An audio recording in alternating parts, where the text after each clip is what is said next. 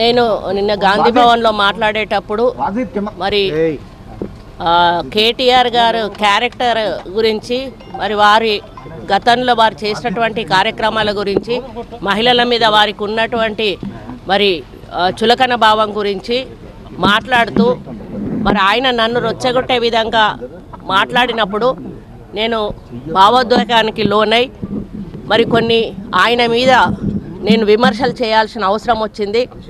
ఆ సందర్భంలో నాకు ఇంకెవరి మీద కూడా వ్యక్తిగత ద్వేషం కానీ మరి వ్యక్తిగత కోపం కానీ లేదు.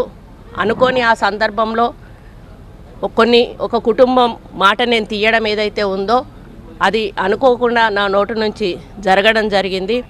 ఆ తర్వాత వారి ట్వీట్ చూసిన తర్వాత నేను కూడా చాలా బాధపడ్డాను. ఎందుకంటే ఏ విషయంలో నేనైతే బాధపడతా ఉన్నానో ఆ విషయంలో నేను ఇంకొకరిని నొప్పించాను అని తెలిసి రాత్రి వెంటనే మరి దాన్ని వెనక్కి తీసుకుంటూ నేను ట్వీట్ చేయడం జరిగింది.